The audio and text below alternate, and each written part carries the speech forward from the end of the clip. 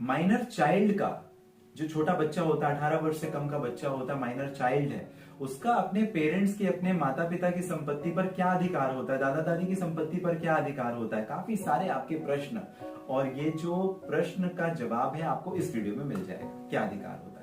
इसके पहले मैंने आपको बताया था प्रॉपर्टी का जो नेचर होता है, टाइप्स होते हैं, वो 3 तरीके के होते हैं। पहला सेल्फ एक्वायर्ड प्रॉपर्टी, दूसरा होता है एंसेस्ट्रल प्रॉपर्टी, और तीसरा होता है सेपरेट प्रॉपर्टी। तो जो सेल्फ एक्वायर्ड प्रॉपर्टी होती है और सेपरेट प्रॉपर्टी होती है, वहां पर जो माइनर बच्चा है उसका कोई भी अधिकार नहीं होता है, केवल और केवल मेंटेनेंस का अधिकार होता है। उसे अपने फादर या मदर से वो क्लेम कर सकता है। लेकिन जो एंसेस्ट्रल प्रॉपर्टी होती है उसमें जन्म से ही उस बच्चे का अधिकार होता है। तीनों टर्म्स को इन शॉर्ट समझ लेते हैं।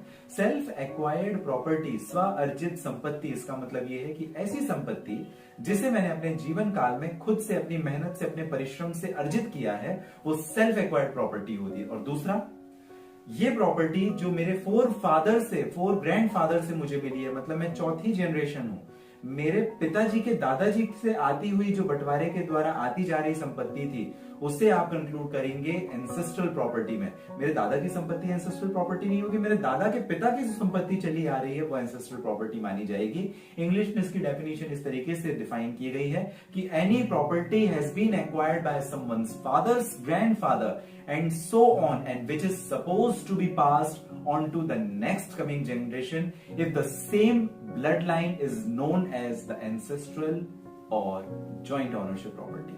तो इसको ऐसे परिभाषित किया है इंग्लिश में।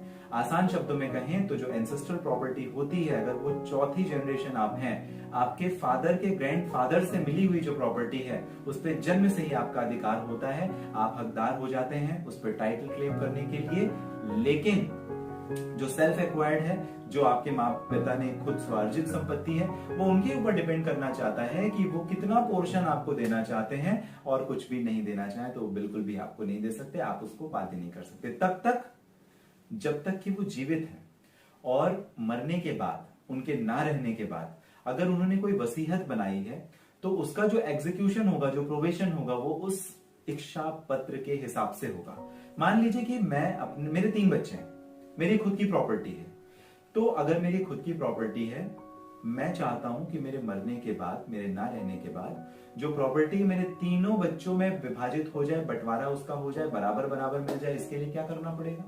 इसके लिए मुझे वसीयत बनानी पड़ेगी, और मेरे ना रहने के बाद उस वसीयत का प्रोबेशन होगा, प्रोबेशन ऑफ विल, तो उसके हिसाब से फिर वो प्रॉपर्टी तीनों मेरे बच्चों के बीच में डिवाइड हो जाएगी। लेकिन अगर मान लेते हैं कि मेरी एंसेस्ट्रल प्रॉपर्टी थी, फिर मेरे बिल बनाने या नहीं बनाने से कोई फर्क नहीं पड़ता, मैं केवल अपने पोर्शन पे बिल बना सकता हूं। मेरे तीनों बच्चों का जन्म से ही उस प्रॉपर्टी पर अधिकार रहेगा, मैं उसे बेच नहीं सकता, बेचूंगा तो उनकी परमिशन मुझे एडवांस में लगेगी, और जन्म से ही बच्चों का अधिकार होगा, माइनर्स का अधिकार होगा।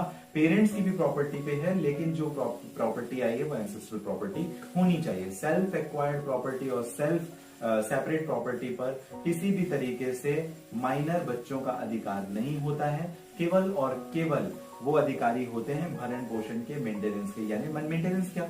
जो उनका एडुकेशन से संबंधित एक्सपेंस है, जो उनके खाने पीने, रहने पहनने से संबंधित जो एक्सपेंसेस हैं, ये पिता या माँ उसको वहन करेंगे।